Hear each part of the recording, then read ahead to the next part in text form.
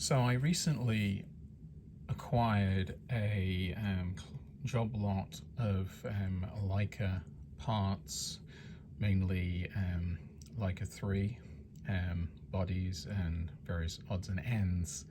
But one of the things that caught my eye in the listing was in the corner was a interesting looking f2.0 Summitar 50mm lens. It was in pieces, and I was very eager to get it over and examine the condition and was the lens intact. And sure enough, it was, but it was actually in good clean shape except for the front element, which has got some separation. But one of the features of the lens was that the aperture is, as we find it now, completely detached. And so the other day I went about trying to reinsert the aperture into the camera body, and before doing so I did a search on YouTube and various other online forums, and I quickly discovered that I couldn't find anybody who'd actually managed to do this. I had watched several other videos where apertures had been reinserted into lenses, but the aperture positioning plate, as it were, was always on the flat. This lens has a concaved aperture, so not only do you have the normal sort of curve or shape of how this particular aperture blade is, but you've also got this curved element. That, based on the size and having to position pieces in the actual such a small area, I think is what's causing most people the difficulty in trying to reassemble. So I got to thinking maybe a better way of trying to solve the problem might be to use the actual aperture retention ring. This is the ring that goes on top and actually is the turning component which actually opens and closes the aperture. So I thought maybe my best bet would be to try and assemble it outside of the lens into this actual aperture. Now, this particular lens has two different styles of aperture blade. So I should point out that I have here one of the later versions which has what they call the hexagonal or 6 blade configuration. And so you have 6 aperture blades which have this sort of hexagonal, partial hexagonal type shape. And then interwoven between them you have 6 of these supporting aperture blades which have a curved component to them. In each case, you have a notch on one side of the blade and another indexing notch on the other end. For our purposes, the end which we'd be trying to position into the camera would be the curved end, and this is true on both style of blade. There is a curved end, whereas the end that indexes into the retention ring or the driving ring is always at the outer edge, so it will be on the straight edge corner on each style. So this is the end that we're going to be indexing. As I said, they are arranged in alternating order, so you can start either with a hexagonal or a curved element and start to work your way around. So starting at any point of your choice, we will insert. And ideally one would use gloves with this, but for this example, I can use my fingers. And very quickly, after you insert a few of these, you will run into the issue of them starting to just drop through the bottom of the retention ring. So the way to avoid this from happening is to first apply some masking tape to the underside. This will then provide a support to stop the individual blades from falling through, but it will also add a little bit of tack as an additional means of holding the blade in place once positioned.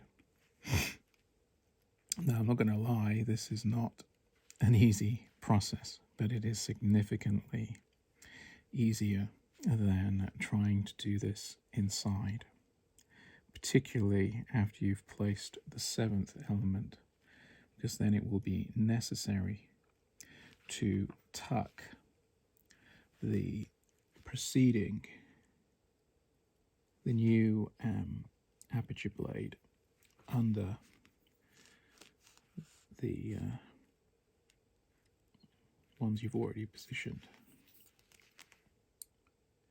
And I have to say, when I did this, it took me many attempts, but I was able to rebuild the aperture this way and insert it into the lens in under 45 minutes using this method.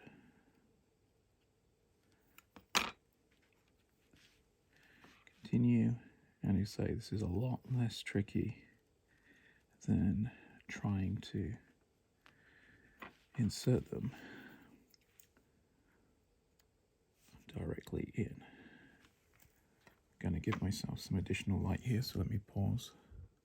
So at this stage I've inserted each aperture blade that I can, and now it will be necessary with the next one to start sliding them under and dropping them into place. This is where it moves from tricky to very tricky. But I found if you bring it in from an angle,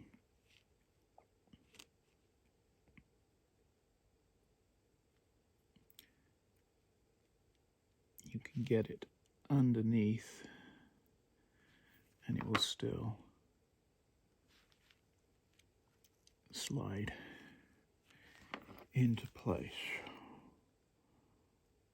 Really need more light.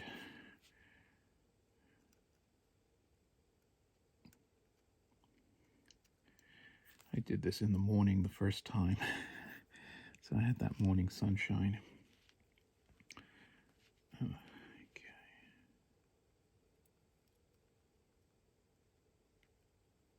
Sliding it underneath. Get it positioned. Just keep on doing this. Sometimes it's very difficult to visualize what's going on. I say the tape really helps to hold it.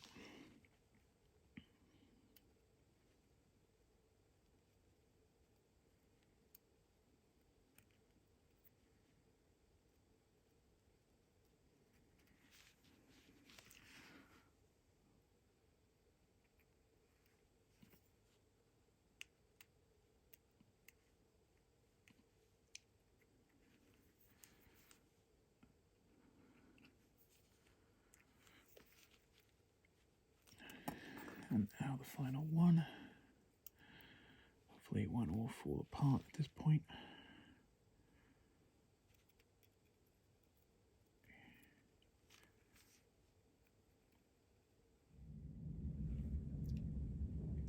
Okay, then the final step, once you have all the aperture blades in place, rotate the lens and drop them into position.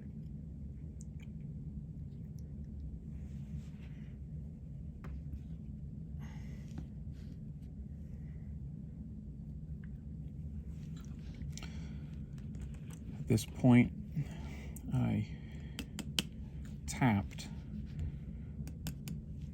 to index the bottom end of the blades with their respective point in the base of the lens.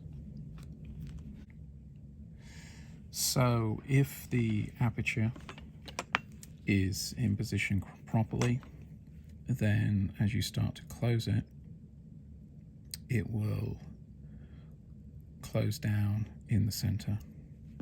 If it doesn't, as it happened to me the first few times, let's say I just tapped some more, maybe lift out the plate and reposition the blade slightly and reinsert and go again and again. The first time it took me about 4 or 5 attempts. This time it seems to have just worked. So that is awesome.